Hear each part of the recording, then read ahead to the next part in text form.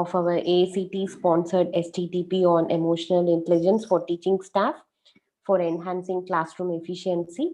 I take an immense pleasure in welcoming today's speaker, Dr. Izaz Ahmed, who is joining us from Columbia College from US. So thank you, sir, for joining us in the midst of time difference. And we know it is the time is there by night 11:30, 11 o'clock. Am I right, sir?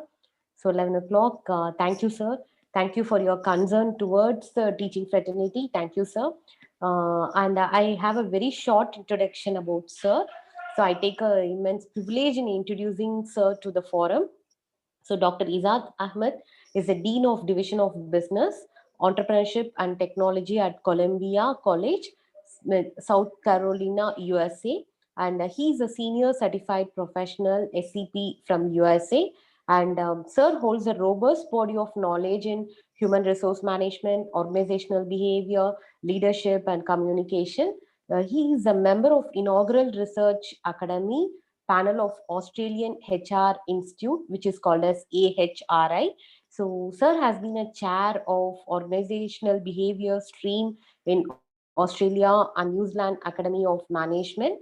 Prior to this experience, he was holding a MBA program director and a head of postgraduate business program at Flinders University, Adelaide, Australia, and he has a decade experience as an academic leader in Australia, which is a very notable one because dealing students from developed countries and being an academic leader is a very challenging task. And sir has a remarkable experience note in that. And he's a recipient of Central Queensland University Students Voice Awards received from Australia, and he has proposed and been granted with many international research projects, and he has done a continuous research in employee psychological behavior, emotional perspectives, and leadership. So he is a better person for this forum. I couldn't say a better.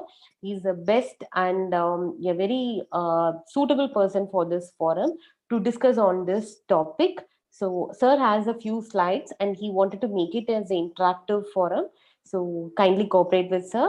Thank you, sir. Thank you for joining with us, and thank you for your time in the midst of your busy schedule. And we know holding a senior dean position is a very tough job, and having this time difference, you have given this opportunity to our faculty members. Thank you, sir, and over to you, sir. Thank you very much. It's an absolute pleasure and a privilege to be among all of you. And I'd like to thank the college and also Dr. Priyadarshini for inviting me today. And thanks for your very generous introduction of me. As I stand here with all of you, as one of you, as a teacher, as a faculty member, as a professor. So today's session is not about dean, is not about head of the department or the head of the college or anyone else. It is about how can we discuss among ourselves very freely and frankly about a very important area, emotional intelligence, which has started to crop up in the literature about 30 or 40 years ago, but it has been there for a long, long time. So what we are going to do, we are going to discuss in detail about those. And I have some slides that I have prepared. What I will do after today's presentation, I will be sharing the slides with Dr. Priyadarshini. So you don't have to take any notes or anything today. So you'll be able to receive all these slides. You can use it in your own classrooms or even among your other colleagues as well. So please feel free to share it. And also after today's session, you can connect with me through LinkedIn, which is very popular nowadays. So I will start my presentation and then we will go for the interaction session.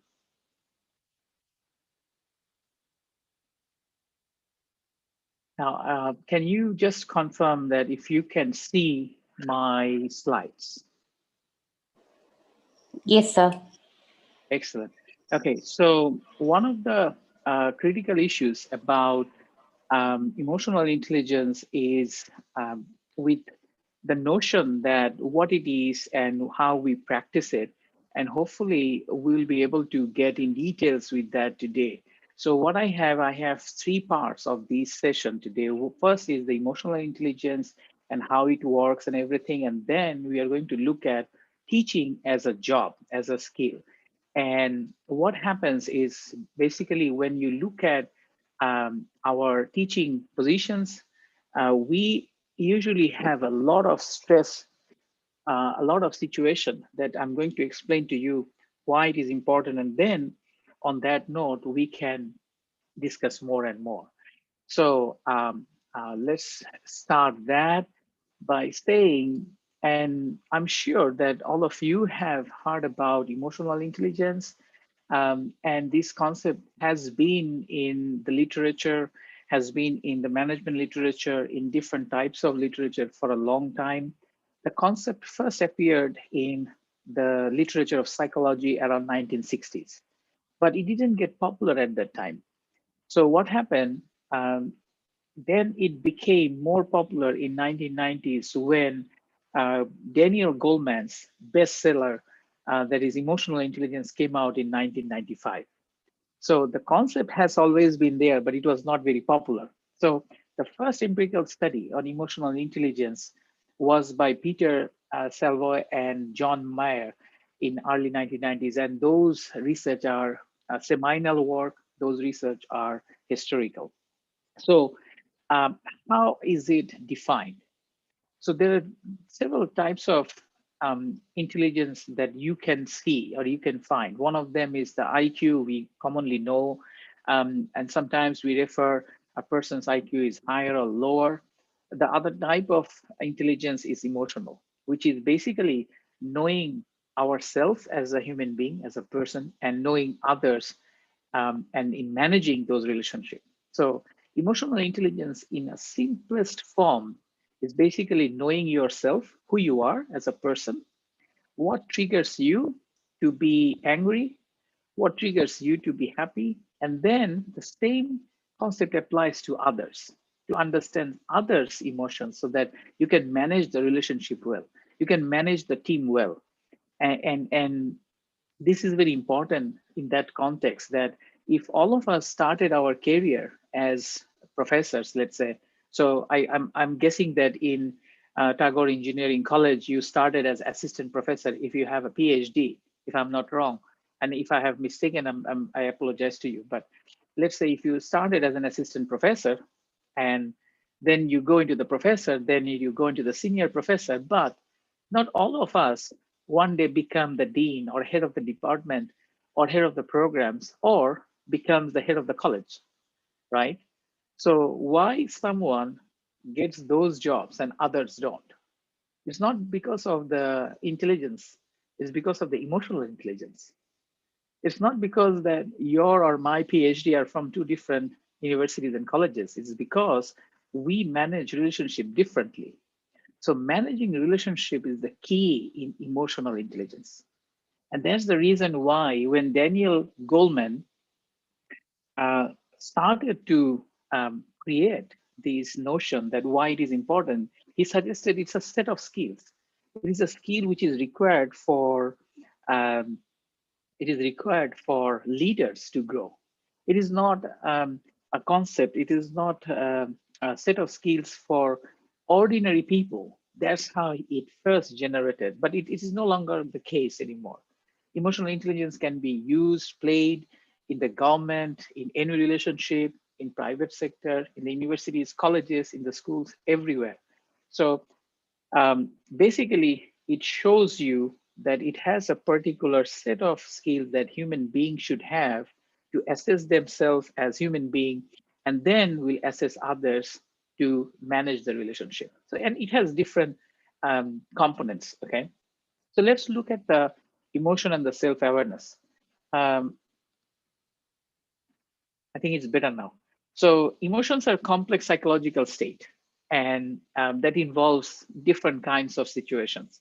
So when we say that we are emotional, that means we are experiencing some sort of um, subjective experiences. We are having some behavioral concerns among us. We are having some different types of anxiety or different types of psychological status that we cannot explain. Okay, and if you look very carefully, our life is full of emotion. It's there are different moments. Every moment in our life is full of emotions, and this is important why we need to assess it. And if you look very carefully this morning when you started from your home, or if you are attending from your home, that's fine, but how many emotions did you go through?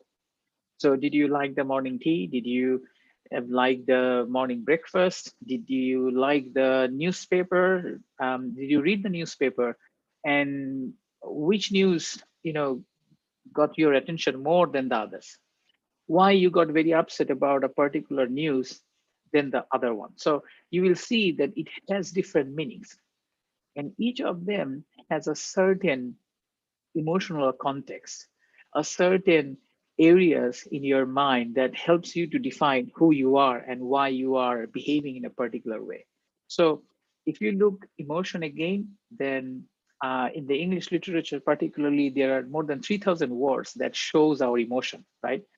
And out of those 3,000 words, um, and you will be surprised to know that more than 2,000 or majority of the most of the expressions that we have are negative, such as we are frustrated, we are sad, we are confused, we feel betrayed, um, we are feeling down. So all of them are negative emotions, right? Whereas when we say that we are happy, we are fulfilled, we are satisfied, these are only having about 1,000 words. So that means when human being developed expression in the context of words of emotions, we did not create more positive emotions, we created more negative emotions. That's why when we are not sad, but if we listen to a sad song, we still feel good. I mean, in our life, probably we are happy, but we still feel good when we listen to a very sad song. Isn't it very ironic? So emotions are action signals. It has hidden meanings. So when someone gets angry, someone is not angry at you. Someone is not angry at the situation, but the person may have something else in their mind that they cannot express without being angry or being in that context or showing their frustrations. So this is the reason why we need to understand emotional intelligence. And all emotions call for some sort of action. So if someone is unhappy, don't simply just take it in the context that someone is unhappy because they are unhappy with you. Probably they are unhappy with their food, their life, their relationship, their money matters, the political ideology. Many things can happen. And when you can control emotions, you are emotionally intelligent person. So an emotionally intelligent person does not react or does not um, come out with him or her emotion immediately. They will control their emotion. They will give a very good, thoughtful, thinking.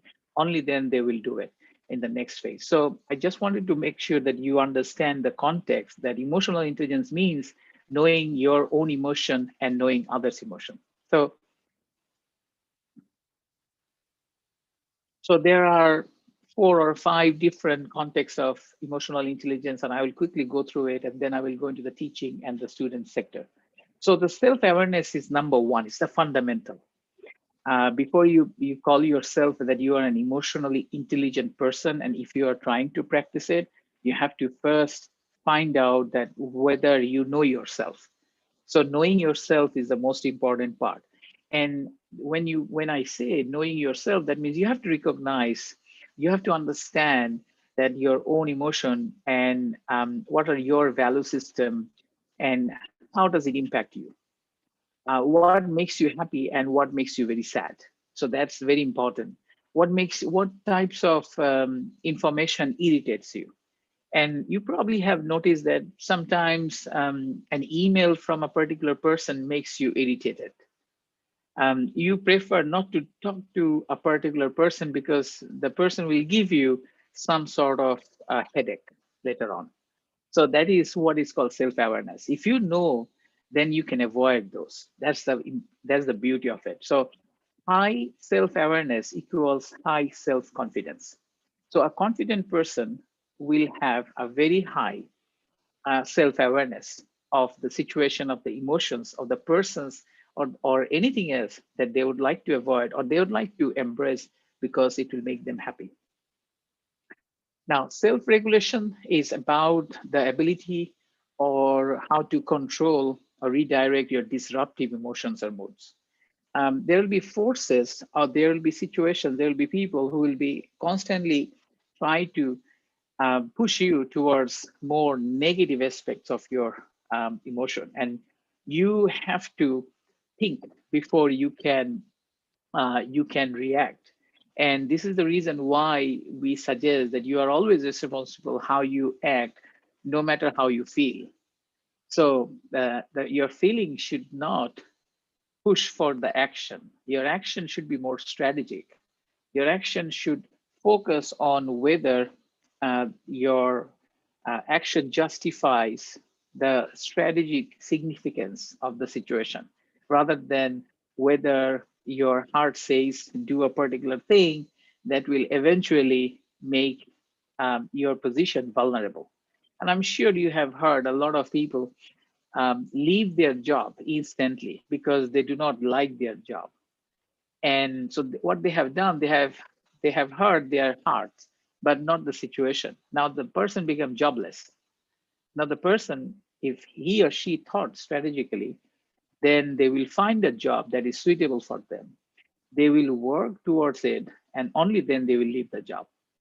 So the self-regulation means that you need to control your emotion. You need to control your disruptive emotion and the mood so that you can take advantage of the situation. Um, Social skills and awareness is basically how understand how to react to different social situations. We all wear masks. Right now, we are wearing masks for COVID-19, but usually the way we are wearing mask is now I'm here as one of you. We are discussing about emotional intelligence. Tomorrow morning, when you will go to the classroom, you will become a professor and you will teach. When you go home, you become a parent or you become a husband or a wife. So you can see that we understand how to react to different social situations. And a lot of people do not realize that how to differentiate the situations. And if they do not modify the interactions with different people and in different situations, then they are not going to get the best results out of it. So this is very important from that context. So individuals with high social skills are good at change management. And in your college, if there is a change process coming up, if something that your head of the college would like to implement, he will choose people who can make those changes. And these people will come back over and over and over because he knows that these are the people who can make those changes. And remember, the people with high social skills and awareness, they are very good in resolving conflict diplomatically. So when the word diplomatic comes in, that means he or she will try to maintain and negotiate all the sectors or all the sides equal by solving the problem. He or she is not going to take the sides and make the problem a bit more critical. Now, they do not sit back and they try to make exemplary behavior. These things are very genuine. Please remember that if you fake emotional intelligence, you'll get caught. Okay. And I'll tell you how and why. I have several examples to give. But let's go into the next one, the motivation. So motivation means we already know about motivation. I don't have to talk about motivation, but motivation is nothing but a drive. The very reason why you are sitting here today, the very reason why you are working with the Tagore Engineering College, the very reason why you have studied 3, 4 different degrees, you have achieved so much in your life, and you are now trying to share with others. So motivation leads to achieve goals, and you set high standards. For example, in your about your research, about your students' productivity and outcome. Okay, or for example, you probably have a dream that The next 5 years, you want to be the head of the department, or you want to be the head of the programs. So how do you achieve that? These things will not come to you automatically. You have to go for it. You have to achieve those positions before it comes to you. So I'm just giving you certain examples. It's not necessarily these are practically you are going to do it, but if you have certain motivation, you are going to set high standard. You're going to work towards it. Very important. That's the reason why you will be doing it. Now, they also accept that it is harder to fail than to be successful, and the reason is success is always celebrated, failure is not, but failure is the better teacher for the next success story. So be careful about when you say that you are a high achiever, you'd like to achieve everything in your life, and you're going to be the the chair or the program or the head or the dean or something in the 5 years time. If it doesn't happen, it doesn't happen. You should not carry it as a negative emotion. You should suggest that, well, I work towards it. I have literally done everything in my capacity. If I cannot achieve it, that's fine with me. Now, they have strong achievement drive. Remember that. So, empathy, on the other hand, you try to think and feel about others by thinking that how the person will be focusing or will be feeling in the same way that you can think about. So when you, let's say you are a supervisor and someone comes to you and says that they would like to go home because his or her mother is sick, and you simply say, no, you cannot go right now. Think about your own mother and think about your own parents. And if they are sick and you have to go and you have the same answer from your bosses, your supervisor, how will you feel? So I think it's very important that you feel in someone else's position, in someone else's shoes, and see how does it work.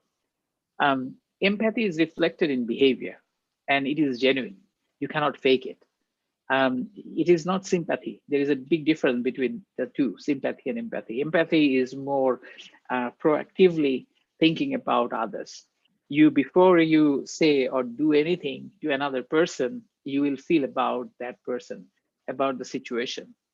And then these people with high empathy will be very supportive of others. People with high empathy do not accept unfairness.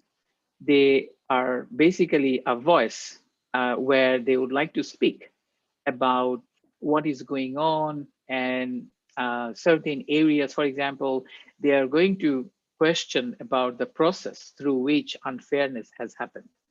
They will give constructive feedback. They're not going to complain all the time. They will suggest that what will be the best way to move forward, and they listen to others. So these are the few that I wanted to suggest that how we do it. Now, the second part of it, and I'll quickly go into those, is the challenges of teaching. So um, you and I are teachers, okay?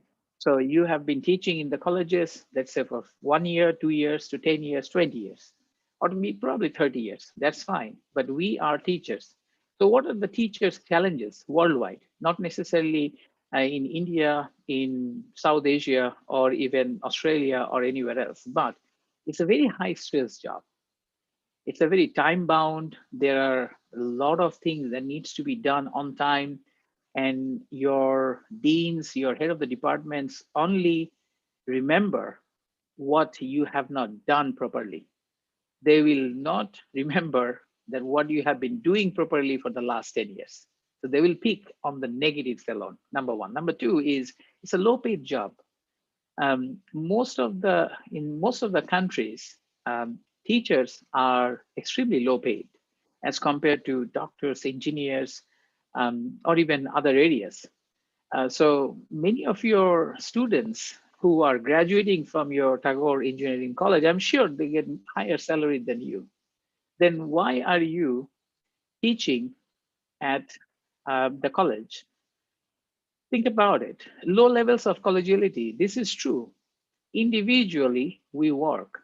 As a professor, we are sort of an island. Now, when we work together, we are connected through different bridges, such as projects, such as papers, but we are working by ourselves and we do not share our success stories. Think very carefully. If you teach well, you will become the best professor in your college. You're not going to share with your next door colleague or neighbor. So think very carefully about this. Low or no administrative or academic support. You have to mark your papers. Sorry. Square shape. Someone is someone speaking? Is someone speaking?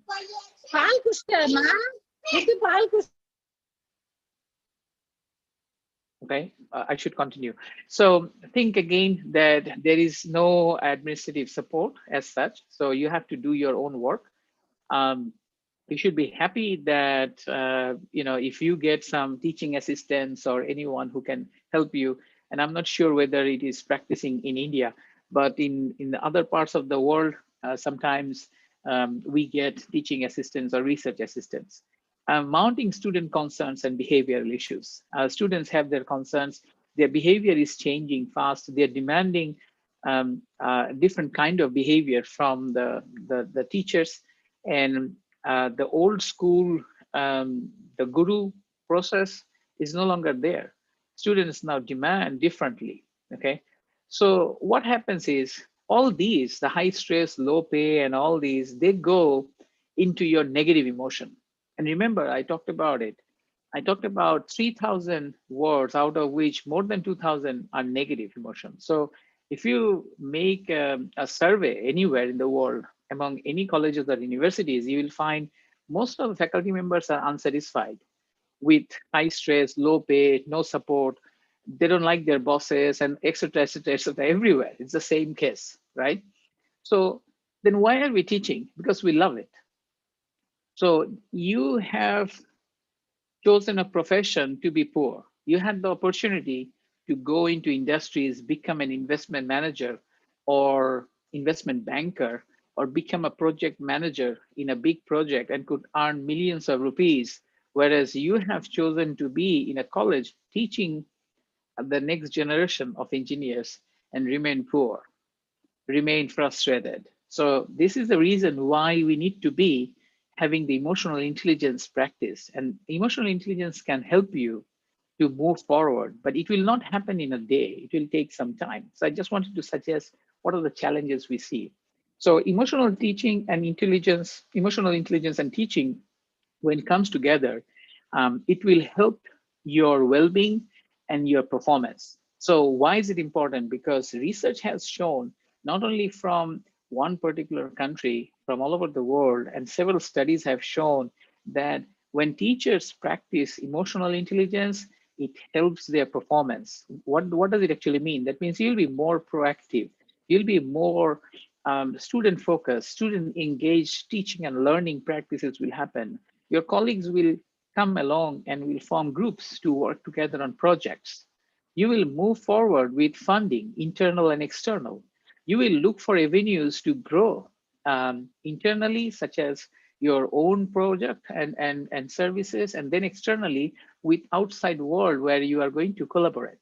So emotional intelligence, the four parts that I talked about before, can help you to create your well-being and performance.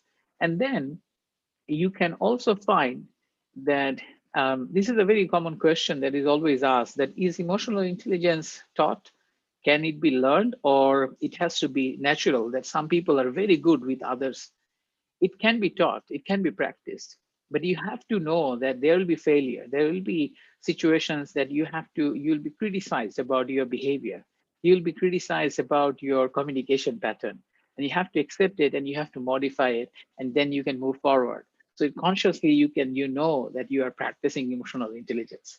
And as I say, that it is a process and it will take time to adjust it. It's not going to happen overnight. So it's a journey, just like your other achievements that you have had. like your degrees that you went through, it didn't happen in a day. Similarly, emotional intelligence will take time. Now, constant training and practice of emotional intelligence are the key for success. This is very, very important. And if you look very carefully, that what I have put up here, the 90% of the top performers have high emotional intelligence. Now, I didn't put that 90% of the top performers have high IQs. IQs are fine, but emotional intelligence are said to be giving people with an extra edge. Then 58% of your job performance are responsible for your communication, for how empathic you are, or to what extent you value others' behavior or other situations. And people with emotional intelligence usually get higher salaries in Western worlds. I'm sure that this is also true in the Indian context as well. And um, then we have the teachers with the emotional intelligence, and it is critically reflect on their behavior. Those who are very high in emotional intelligence, and I'm sure that many of you are practicing emotional intelligence. And when we discuss among each other, then you will find that how do we do it? A lot of us who are practicing emotional intelligence are critically reflecting on their own behavior. Remember, that's the first thing. In my second slide or third slide, I have said, know yourself. So how often do you critically evaluate your own behavior? That's very important. As a teacher, you should evaluate your own behavior. You should ask yourself whether your teaching has improved than last year, whether you have done anything that, and who knows your teaching better than you? So you can suggest that no, as I didn't do it. I had some other priorities last term or last semester, so I did not do exactly what I planned. That's okay, no problem with that.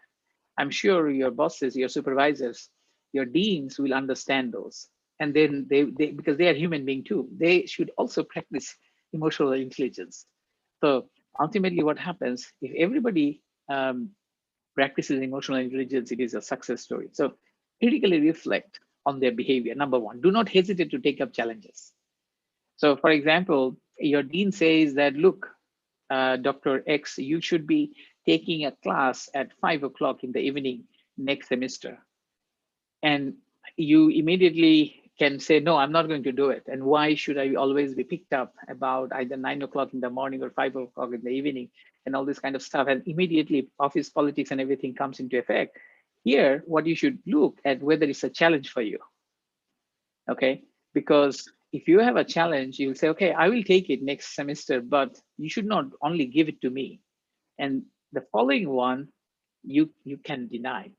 So taking up the challenges are key in high emotional intelligence.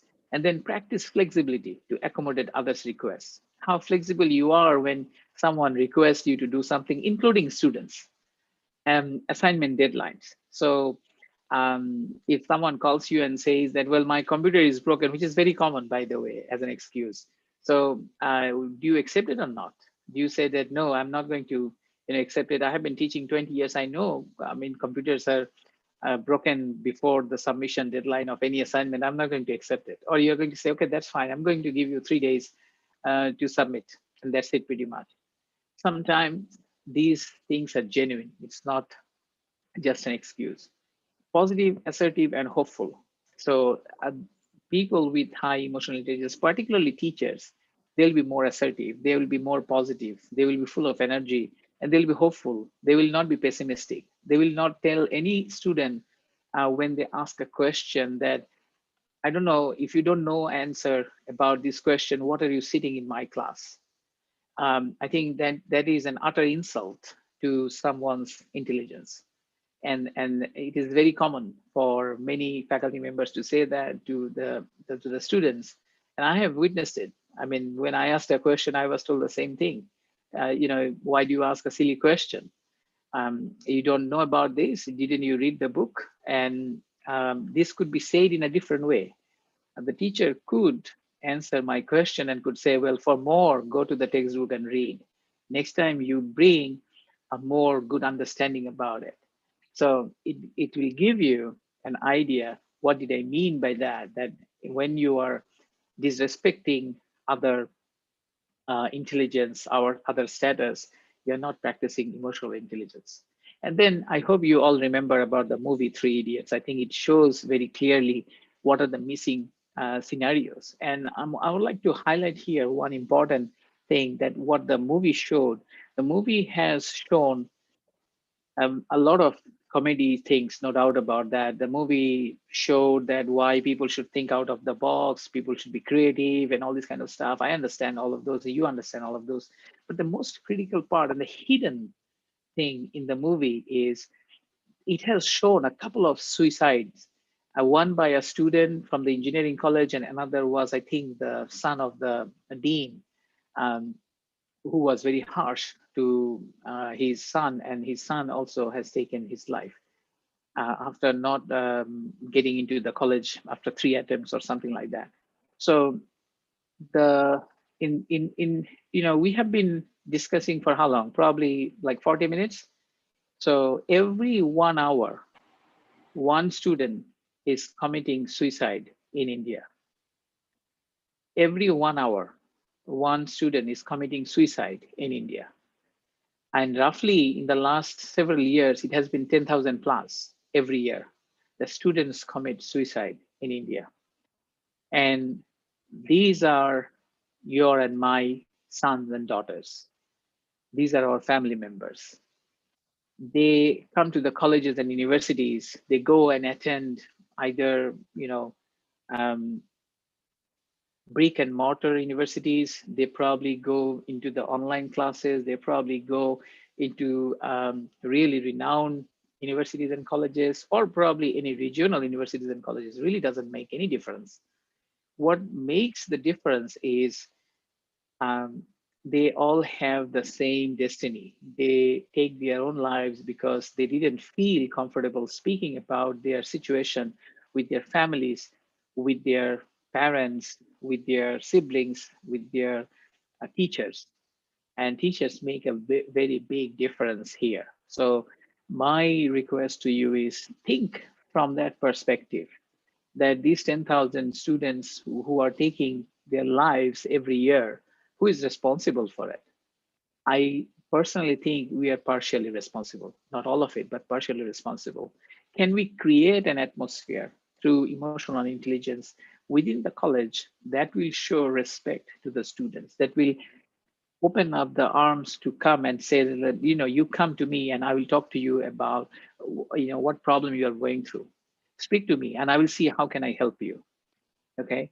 And this is what emotional intelligence is all about, nothing else.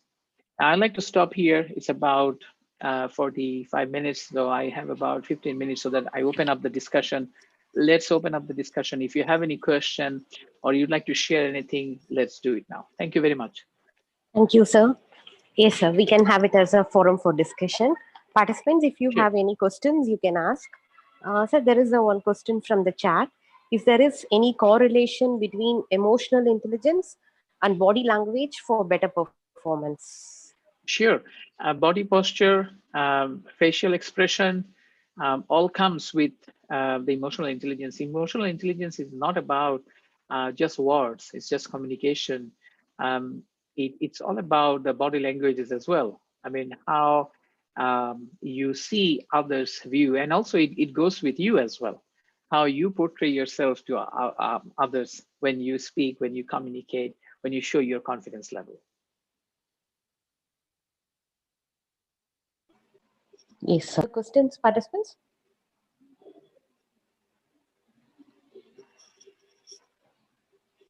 So is that the culture has a difference, sir, because you have been working on with different culture of students.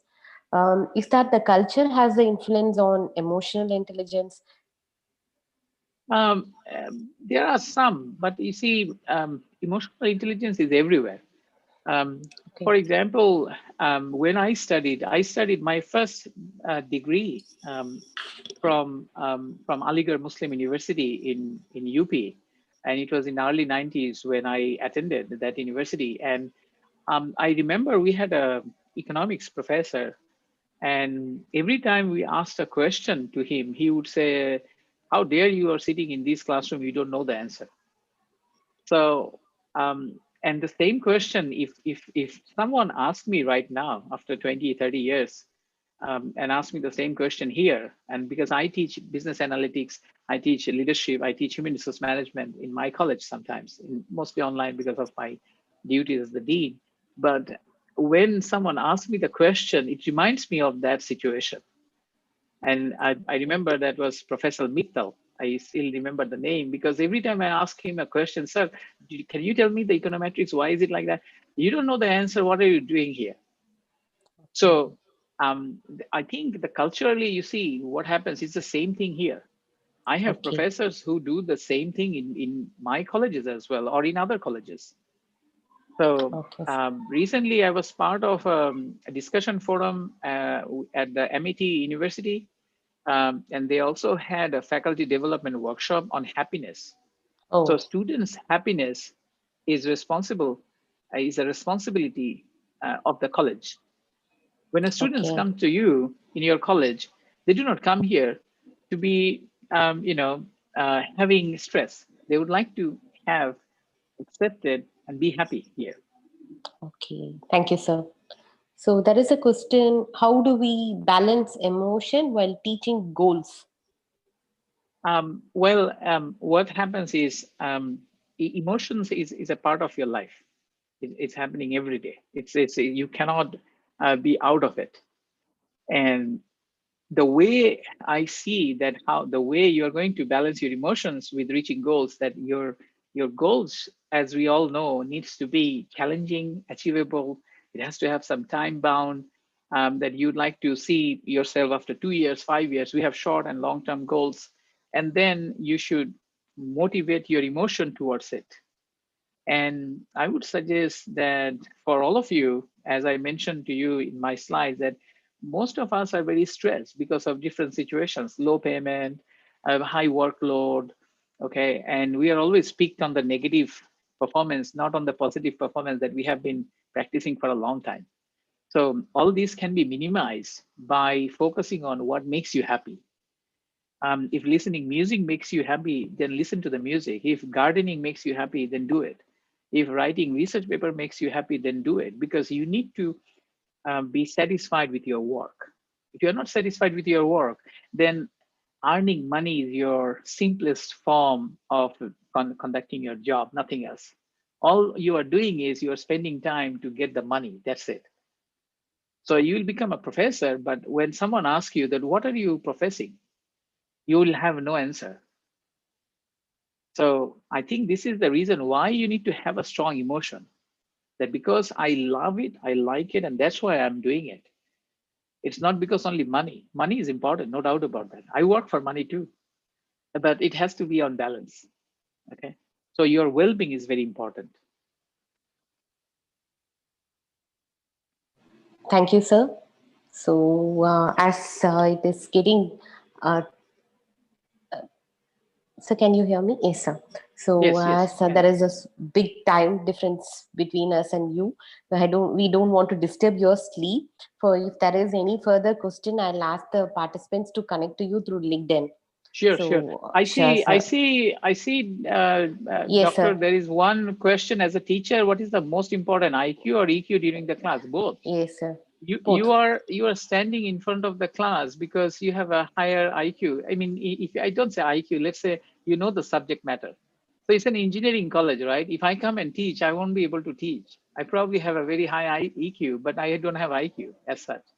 So it is Okay. not a competing thing. These are two mutually exclusive. Your IQ makes you better teacher in terms of the subject matter, but your EQ makes you a better person.